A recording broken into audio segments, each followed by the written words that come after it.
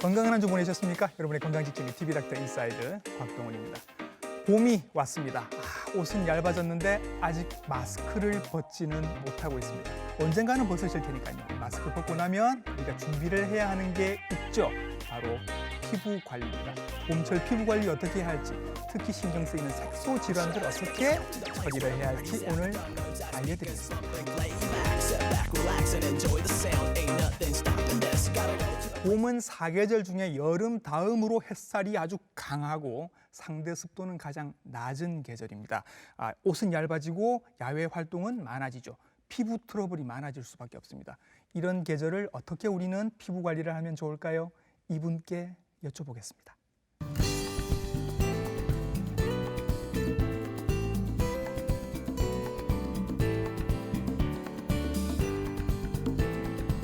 네, 스튜디오에 나와 계십니다. 피부과 전문의 윤정호 선생님이십니다. 선생님 안녕하십니까? 네, 안녕하십니까. 저는 동아대학교 병원 피부과 교수 윤종호라고 합니다. 네, 선생님. 피부에 대해서 너무 궁금한 게 많아서 마구마구 여쭤보도록 하겠습니다. 가장 흔한 질문 중에 선생님 이런 게 있습니다. 피부가 약간 어두운 톤이신 분들, 어두운 피부일수록 색소 침착이 잘 생긴다라는 말이 있습니다. 사실입니까, 선생님? 네, 사실입니다. 어두운 피부일수록 피부가 하얀 분보다 더 색소 침착이 잘 생깁니다. 그렇군요. 우리 피부에는 멜라닌 세포라는 멜라닌 색소를 만드는 세포들이 있습니다. 예. 이 세포들이 피부가 어두운 분일수록 더 크고 네. 더 뭉쳐진 멜라닌 색소를 형성하기 때문에 예. 피부가 짙은 분일수록 더 예. 색소 침착이 잘 생겨서 기미 같은 피부 질환이 악화될 수 있습니다. 예. 그러나 실제로 멜라닌 색소는 자외선에 대한 우리 피부의 보호 방법으로서 네. 이 멜라닌 색소들이 형성되어 피부에 전반적으로 분산하여 분포해야지 네. 자외선으로부터 우리 세포의 핵에 있는 DNA를 보호해 줍니다. 그렇죠. 그렇지만 부작용으로 기미나 색소 침착은 악화됩니다. 예. 이게 원래는 좋은 작용을 하는 건데 이게 보기가 조금 문제가 있는 건 거죠. 타고나길 그런 거니까 뭐 어떻게 할 수는 없을 것 같습니다. 자, 그러면 같은 질문, 같은 맥락의 질문입니다. 이런 게 있죠. 아이들의 피부는 거의 뭐 그냥 두부처럼 하얗습니다, 선생님. 그죠? 근데 나이가 들면 들수록 뭔가 점도 많이 생기고 조금 거무튀튀해지는 느낌이 있습니다.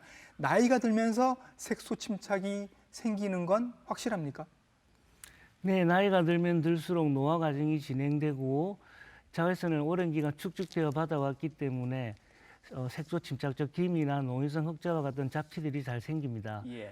아기들의 경우에는 피부 재생이 굉장히 빠르기 때문에 피부가 재생되면서 각질층에 있는 멜라닌을 빠르게 제거합니다. 네. 그렇지만 나이가 들수록 피부 재생 속도는 더디기 때문에 이런 색소 세포들이 남아서 네. 색소 침착을 일으키고 네. 노인성 흑자와 같은 잡티들은 자꾸 늘어나게 됩니다. 세월의 흔적이다 뭐 이렇게 보시면 네, 될 것 그렇습니다. 같습니다. 자, 색소 침착에 대한 한 가지 질문 더 드리도록 하겠습니다. 이거 걱정하시는 분들 많죠. 요즘 그 피부과에서 레이저 치료 같은 거 받으시는 분들이 굉장히 많으시다 보니까 레이저 치료 받고 난 다음에 그 상처 부위가 또 까맣게 올라오는 것 같은 느낌이 듭니다. 요거 치료 후에 색소 침착이라고 부르는데 이건 선생님 어떻게 하면 좋을까요? 그냥 내버려둬도 되나요? 예, 대부분의 경우에는 큰 문제가 없습니다. 예. 레이저 후에 검게 색소 침착이 않는다든지 네. 움푹 파인 흉터가 생길 수 있는데 이런 색소 침착은 우리가 자외선을 쬐었을 때 피부가 타듯이 똑같은 피부가 우리가 재생하기 위한 정상적인 방어 기전입니다. 네. 그러므로 시간이 지나면 보통 3개월에서 6개월 지나면 없어지므로 네. 크게 걱정할 필요가 없으며 예. 움푹 파인 흉터도 네. 세월이 지나면 차오릅니다. 어. 그러므로 레이저 시술 후에는 후 관리가 중요한데 네. 일단 일주일 정도는 가볍게 세안을 하시고 예. 연고를 하루에 2~3번씩 꾸준히 발라주셔야 합니다. 그리고 재생 테이프를 붙이는 분도 있는데 예. 재생 테이프를 자주 갈면 오히려 딱지가 떨어지면서 재생 기간이 길어질 수 있기 때문에 네. 되도록이면 자주 갈지 말아 주십시오. 그리고 딱지가 떨어지고 나면 예.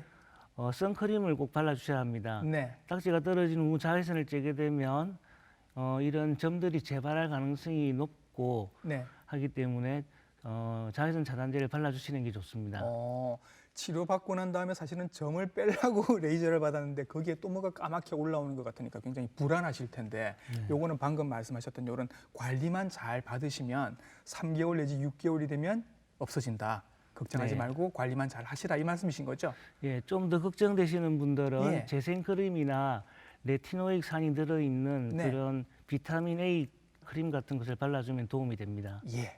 흔히 알고 계시는 색소 침착의 원인은 자외선. 그렇죠? 그렇게 알고 있는데 선생님, 이 자외선 말고 다른 원인도 있습니까? 예, 일반적으로 색소 침착은 자외선이나 레이저 치료 후에 생기는 정상적인 방어 기전으로 생긴 색소 침착이 가장 대표적이긴 하지만 네. 다른 유형의 색소 질환들도 많이 있습니다. 예. 선천적으로는 주근깨나 밀크 커피 반점, 예. 그리고 선천성 세소수 모방 같은 질환들이 있으며 선천적인 병들도 있고. 예, 그렇습니다. 예. 후천적으로 생기는 경우는 대표적인 게 기미나 검버섯, 예. 그리고 노인성 흑자와 같은 일명 잡티라고 하는 그런 병변들도 있습니다. 예. 그러나 최근에는 해나 염색이 증가하면서 생긴 리일 흑비증이라는 게 최근 아주 심각하게 대두되고 있고, 예. 또 피부과 영역에서 난치성 질환으로 기미하고 유사하게 보이는 네. 후천성 양측성 옷다 모양 반점이라고 있습니다. 예. 피부과에 가면 굉장히 많이 볼 수 있는데 이 예. 또한 중년 여성에 있어서 네. 흔한 질환입니다. 기미, 오타 반점 요거 비교해서 좀 흔하다고 하니까 비교해서 설명을 좀 해주시면 좋을 것 같아요. 예, 우리 옷다 반점이라는 거는 어릴 때 보통 10세 이전에 생기는 한쪽에만 생기는 그런 질환입니다. 예. 그런데 후천적으로 중년 여성 이후에 양측성, 특히 척두부나 눈꺼풀 위 그리고 예. 이마 상부에 발생하는 후천성 옷다 모양 반점이 있는데 네. 아주 기미와 유사하게 생겨서 혼동하기 쉽습니다. 기미는 일반적으로 광대뼈 부분과 이마에 축 퍼져서 예. 거무직직하게 나타나는 경우가 대부분이고 후천적으로 생기고 자외선에 의해서 악화됩니다. 그렇지만 후천성 옷다 모양 반점은 자외선에 의해서 악화되지 않고 네. 콩알만한 반점들이 이리저리 흩어져서 나중에 뭉치기도 하지만 흩어져 있고 네. 척두부 그리고 콧망울에도 생기기도 합니다. 예. 치료는 굉장히 난치성이며 1년 이상의 꾸준한 치료가 필요하고 네. 재발이 흔합니다. 네. 이게 밖에서 이제 화장을 하고 오시면 저희들이 잘 모를 것 같은데 본인만 아마 알고 계실 것 같습니다. 근데 이 사진을 보니까 저도 기미랑 오타 모반이랑 구별이 좀 될 것 같고 실제로 이런 분들을 좀 뵌 것 같기도 하고 그렇습니다. 의외로 피부과에 많이 내원하시는 분들이 이런 그 기미나 오타 반점으로 오시는 분들이 많다고 말씀을 하셨고요. 얘기 나온 김에 선생님 이것도 한번 여쭤보죠. 뺨도 색소 침착이 생길 수 있지만 눈 밑에 생기는 색소 침착, 요거 우리 다크서클이라고 부르지 않습니까? 이게 원인이 한 서너 가지가 있다고 제가 들었습니다. 네, 다크서클은 눈밑이 검게 보이는 그 증상을 나타내는 것으로 피곤해 보이고 막 그렇잖아요. 그렇죠, 피곤해 보입니다. 아토피와 같은 습진이 있을 때도 색소 침착이 생겨서 이렇게 검게 보일 수 있으며 그리고 예. 잔주름이 많은 분들도 검게 나타날 수 있습니다. 네. 그리고 서양인들 같은 경우에는 골격적으로 눈이 좀 푹 파인 경우 검게 나타날 수도 있습니다. 움푹 들어가 있기 때문에 그림자가 져서 그럴 수 있겠네요. 네. 예, 또 다른 원인 또 뭐가 있죠? 그리고 피부가 얇은 분들은 치아에 눈 밑에 있는 정맥이 드러나서 푸르게 보이는 경우가 있는데 예, 일반적으로 가장 사람들이 흔히 걱정하는 경우는 예, 나이가 50이 넘어가서 네. 눈밑이 지방이 튀어나오는 경우입니다. 나이가 들면 들수록 지방을 싸고 있는 막이 헐거워집니다. 예, 그러면 이 지방이 튀어나오면서 네, 이제 눈밑이 검게 보이는 그런 증세가 나타날 수 있는데 예, 보통 눈밑 결막을 통해서 가볍게 레이저나 네. 칼로 이렇게 잘라낸 후 지방만 빼주면 아주 젊게 다시 젊게 보일 수 있습니다. 이름은 다크서클로 똑같은데 원인은 굉장히 다양한 원인들이 있군요. 네. 그러면 선생님 치료법도 다르겠네요. 각 원인에 따라서. 네. 그 아토피 피부염 같은 습진 같은 경우에는 일단 아토피를 개선시키는 것이 중요합니다. 그렇겠죠. 예. 보습제 잘 발라주시고 예. 필요하면 비타민 C 치료라든지 이런 치료를 해서 개선시킬 수 있습니다. 예. 그리고 뭐 아까 설명했듯이 지방이 튀어나온 경우에는 수술이 필요할 수도 지방을 있고 조금 제거를 해주시면 될 것 같고요. 예, 정맥이 드러나 보이는 경우에는 혈관 수축 레이저가 있습니다. 예. 그 혈관 수축 레이저를 통해서 개선시킬 수 있습니다. 예, 이렇게 같은 다크서클이라도 원인에 따라서 치료법이 달라질 수 있다는 거 말씀을 드리겠습니다. 색소 침착 가장 걱정하시는 것 사실 세 가지가 이겁니다. 죽은 깨, 기미, 그리고 검버섯. 요게 헷갈리시는 분들도 있을 것 같아서 뭐가 다르고 치료는 어떻게 다른지도 같이 좀 설명을 드리도록 할게요. 선생님. 죽은 깨는 선천적으로 주로 젊은 사람한테 생깁니다. 보통 예. 10대, 20대에 생기며 깨알 같은 반점이 코나 뺨 부분에 생기고 심한 경우에는 목이나 팔에도 생길 수 있습니다. 예. 보통 죽은 깨는 천천히 자연 소실되는 경우가 많지만 나중에도 남아있는 경우는 레이저로 쉽게 제거됩니다. 보통 서양의 10대 뭐 사춘기 여성들의 이제 상징 같은 거죠. 죽은 깨는. 네, 빨강 머리 그렇습니다. 애 뭐 이럴 예. 때도 나오는 것 같고. 예, TV를 보면 어린 소년들한테서 흔히 볼 수 있습니다. 그렇죠. 예. 그리고 검버섯의 경우에는 노화 과정으로 생기는 것으로서 예. 나이가 들면서 얼굴이나 팔에 마치 사마귀처럼 표면이 우들투들한 그런 크고 작은 반점이 생길 수 있습니다. 예. 자외선도 검버섯을 형성하는데 관여한다고 알려져 있으나 네. 실제로 몸 같은 데서도 검버섯이 흔히 발생합니다. 그리고 기미 같은 경우에는 죽은깨나 검버섯과는 달리 볼이나 뺨에 쭉 퍼져 있는 형태로 나타나고 네. 보통 원인은 임신하였을 때 여성 호르몬의 영향으로 생기는 경우가 많습니다. 대표적인 색소 질환 세 가지 말씀드렸는데 거의 이건 뭐 나이별로도 선생님 구별이 될 것 같습니다. 그죠? 아주 어린 나이에는 죽은 깨, 그다음에 중년이 되면 이제 김이 좀 났다가 나이가 더 들면 검버섯 뭐 이렇게도 네. 볼 수 있을 것 같습니다. 네, 그렇습니다. 예. 자, 이렇게 설명을 드렸고요. 이제 이 색소 질환들 어떻게 치료를 하는지 한번 알아보도록 하겠습니다. 우리가 흔히 알고 있는 건 선생님 레이저 치료입니다. 레이저 치료. 이 세 가지도 다 레이저로 치료를 하시나요? 네, 치료가 다 가능합니다. 죽은깨나 검버섯의 경우에는 네. CO2나 어비움 같은 레이저로서 쉽게 제거할 수 있습니다. 예. 그러나 기미 같은 경우에는 이런 형태의 레이저로 태우면 네. 색소 침착이 생겨서 더 나빠지는 경우가 있습니다. 아, 그래요? 네. 그래서 이런 경우에는 낮은 출력의 저에너지 레이저 빛을 조사하는 네. 그 토닝 레이저를 주로 이용하게 됩니다. 예. 토닝 레이저는 장파장의 피부 깊이 침투하는 그런 형태의 레이저 빛으로서 너무 세게 하면 오히려 나빠질 수 있기 때문에 약하게 2, 3주간에 걸쳐서 네. 꾸준히 1년 정도 치료하면 기미가 천천히 옅어질 수 있습니다. 예. 기미가 확실히 조금 손이 많이 가고 치료가 까다롭군요. 네. 예.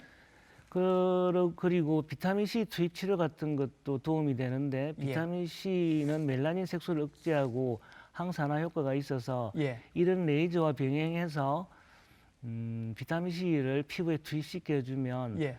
더 나빠지는 걸 예방할 수 있습니다. 예. 그리고 최근에는 IPL이라는 치료들이 쭉 병원에서 보편화되어 있는데 예. IPL은 이제 다파장 광선 치료로서 예. 레이저와는 좀 다르지만 여러 종류의 파장이 동시에 나와서 네. 혈관도 수축시키고 네. 색소도 파괴할 뿐만 아니라 네. 콜라겐 재생 효과도 있어서 예. 안면 홍조와 같은 혈관 확장이라든지 잡티도 개선시켜주고 노화에도 효과가 좋습니다. 확실히 기미가 조금 까다롭고 여러 가지 그러다 네. 보니 여러 가지 치료법들이 많은 것 같습니다. 선생님. 네. 죽은 깨는 어떻습니까? 괜찮습니까? 쉬운가요, 치료가? 죽은깨는 레이저로 태우면 보통 한 번에 치료할 수 있지만 좀 일상생활에 지장을 받기 싫은 분들은 네. 그 IPL로 해서 한 네. 서너 번 정도 치료해주면 예. 일상생활에 지장 없이 개선시킬 수 있습니다. 여러 가지 지금 뭐 IPL, 뭐 CO2 레이저 이름들이 여러 가지가 나왔는데 최근에 들리는 레이저 이름들은 선생님 이런 게 있습니다. 뭐 써마지, 뭐 울세라 뭐 이런 게 있는데 선생님 이런 레이저들은 어떤 레이저인가요? 그 레이저들은 주로 피부 탄력을 위해서 만들어진 레이저로 예. 피하지방이 진피증에 인위적으로 화상을 주어서 피부가 재생하면서 예.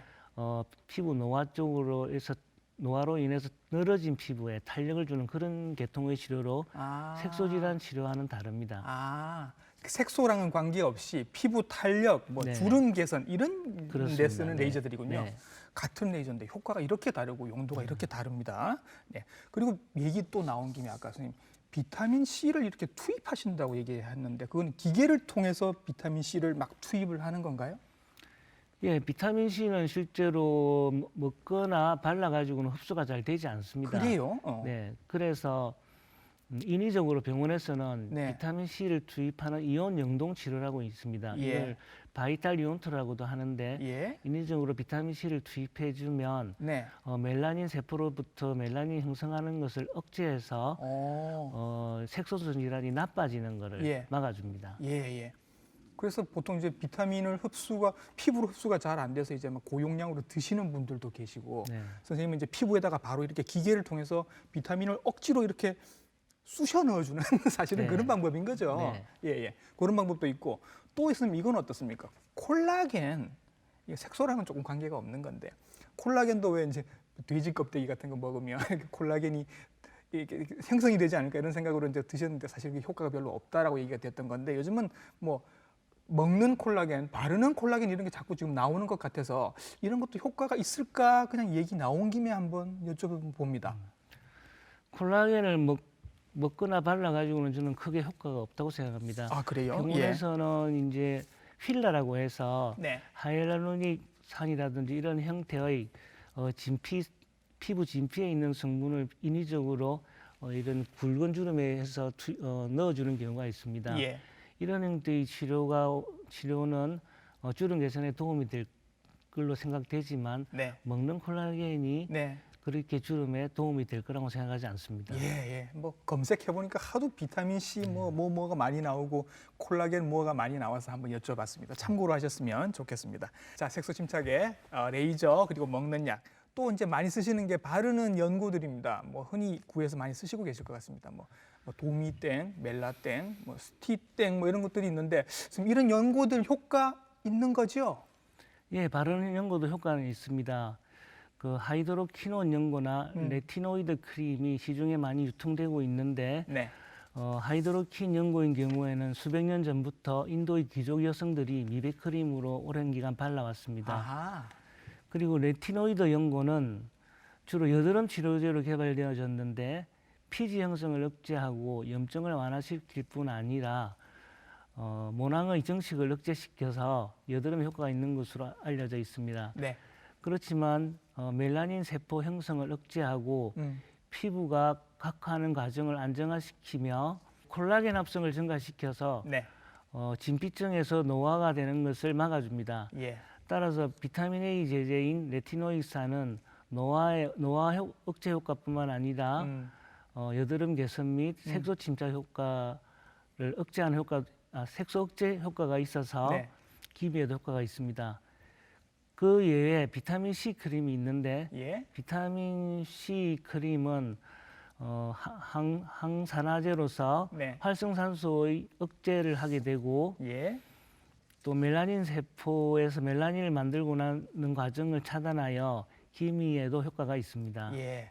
흔히 그 정말 많이 쓰시던데 뭐 멜라땡 뭐 이런 약들은 선생님 도미땡 이런 약들 많이 쓰시던데 이게 일반 약이라서 구하기도 쉽고 많이 쓰고 계신데 이거 사용상의 뭐 주의점 같은 건 없나요, 선생님? 레티노이드 크림인 경우에는 자극성이 있을 수 있습니다.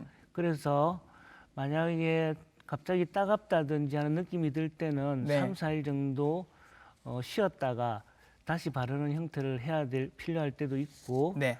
또한 햇빛과 반응할 수 있으므로 꼭 저녁에 자기 전에 바르고 아침에 씻어내는 형태로 해서 바르셔야 합니다. 네.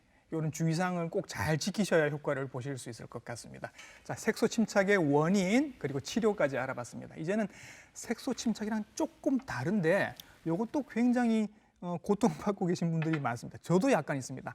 안면 홍조, 얼굴이 빨개지는 이거 안면 홍조에 대해서 좀 알아보도록 하겠습니다. 선생님, 안면 홍조 환자도 많으시죠? 예, 안면 홍조는 주로 이제 피부 하부의 혈관이 정식하고 피부 혈관의 혈류량이 증가함으로 인해서 발생합니다. 네. 그리고 혈관의 수축과 확장을 관장하는 자율신경계가 관여하는데 자율신경계는 땀샘 분비와도 연관이 있습니다. 예.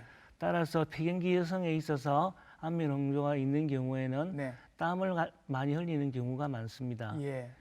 그리고 얼굴에 안면 홍조가 잘 생기는 이유는 얼굴의 혈관이 굵고 네. 피부 가까이에 있기 때문입니다. 예. 근데 그게 걱정인 분들은 이런 분들인 거죠, 선생님.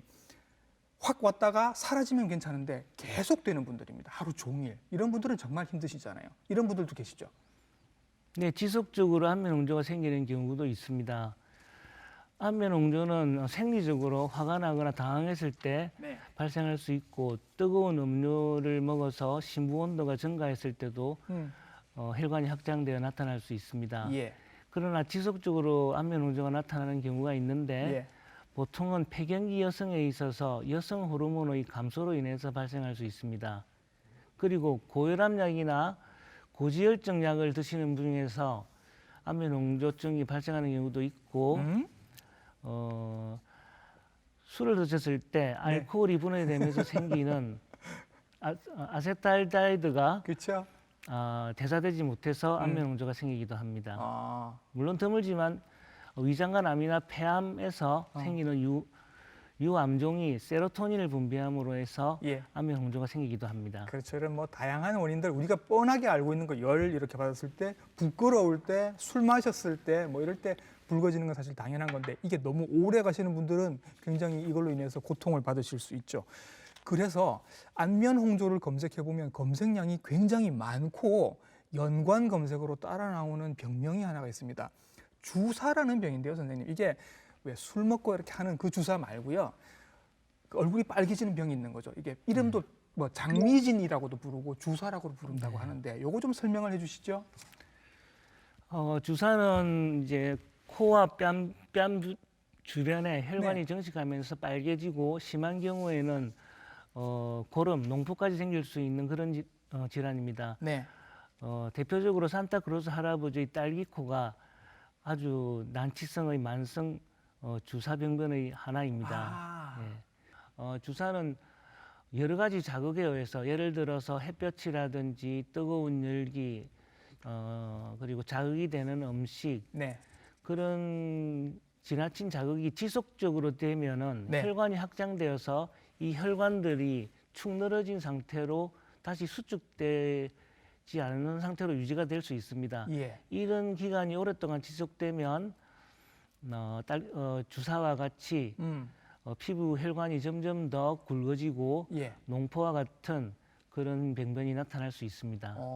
그럼 얼굴이 빨개지는 안면 홍조가 내가 있었는데 이게 뭐 사계절 내내 24시간 내내 이렇다고 하면 선생님 이거는 한 번쯤 내가 주사를 의심을 해볼 수도 있겠네요.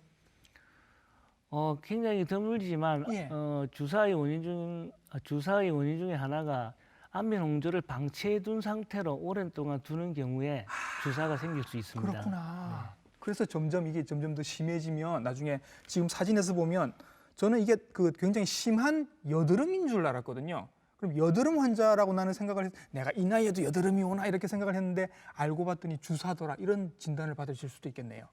근데 여드름과는 좀 다른 게 주사에서 생기는 큰 농포같이 생긴 병변은 여드름과는 달리 피지가 나오지 않습니다. 짜도 뭐가 나오는 게 없군요. 나오는 게 없습니다. 그냥 고름 같은 농이 나오지 여드름에서 볼 수 있는 그런 지방 성분의 피지가 나오지는 않습니다. 그런 차이가 있는 거군요. 저의 안면 홍조는 저는 추운 데 있다가 따뜻한 데 확 들어가면 그냥 돋습니다. 저는 이 이유를 알거든요. 모르시는 분들도 있으실 것 같아서 자기의 원인이 뭔지. 보통 흔한 원인들은 선생님 뭐가 있나요? 안면 홍조에는 생리적으로 당황하거나 창피함을 느꼈을 때 생기는 안면 홍조가 있고 또 스트레스를 받는다든지 자극적인 음식을 먹었을 때도 안면 홍조가 생길 수 있습니다. 매운 거 먹었을 때. 그렇지만 폐경기 여성에 있어서 여성 호르몬 수치가 떨어진다든지 고혈압약이나 고지혈증 약에 의해서 생길 수도 있고 또 술을 드신 후 알코올 분해 효소가 없어서 생기는 경우도 있습니다. 여러 가지 뭐 생리적인 이유로 안면 홍조가 확 올라올 수 있는데 이제 이 상황에서 회의도 가야 되고 누구 사람도 만나야 되고 대중들 앞에 나서야 될 때가 있다는 거죠, 선생님. 얼른 해결을 해야 합니다. 어떻게 하면 좋을까요? 네, 안면 홍조는 뜨거운 열기라든지 스트레스에 의해서 생기는 경우가 많으므로 네. 갑자기 그런 상황이 되었을 때는 찬 음료를 마시고 선풍기와 같은 찬 바람을 쐬어주는 것이 좋으며 예. 그리고 한 5분 정도 명상을 하면서 마음을 가라앉히는 것이 도움이 됩니다. 예. 화가 나서 얼굴이 달아오르면 이렇게 손부처질 하시는 게 다 이유가 있었던 네, 거군요. 네. 그러면 일반적으로 우리가 그렇게 해결을 하는 건데 이게 너무 심각한 분들은 병원에서 치료를 받으실 거란 말입니다. 병원에서는 선생님 안면 홍조 치료를 어떻게 하시나요? 안면 홍조의 치료는 이제 원인에 따라서 치료하게 됩니다. 예를 들어서 폐경기 여성에 있어서 여성 호르몬이 감소되어 생긴 경우에는 여성 호르몬 치료를 통해서 치료할 수 있는데 이러한 호르몬제들은 부작용이 많기 때문에 네. 그렇게 안면 홍조가 심하지 않으면 예. 천천히 기다리는 것이 도움이 될 수도 있습니다. 예. 그리고 약에 의해서 생긴 안면 홍조증은 약을 바꾸거나 중단하여야 하며 예. 내부적인 그런 유암종이 있는 경우에는 내부암을 치료해야 합니다. 실제로 병원에서 안면 홍조를 치료하는 방법은 네. 여러 가지 형태의 레이저를 쓰고 있는데 네. 이전부터 다이 레이저라고 하는 혈관 레이저를 사용해 왔으며 예. 최근에는 V빔이라는 그런 레이저 또한 보편화되어 있습니다.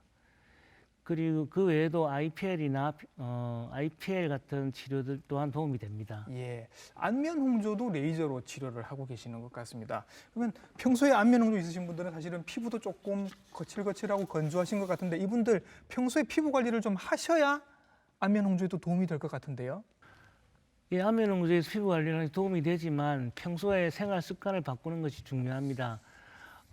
지나친 그 세안이나 각질 제거는 피부를 민감하게 만들어서 피부 장벽을 해칠 수 있으며 네.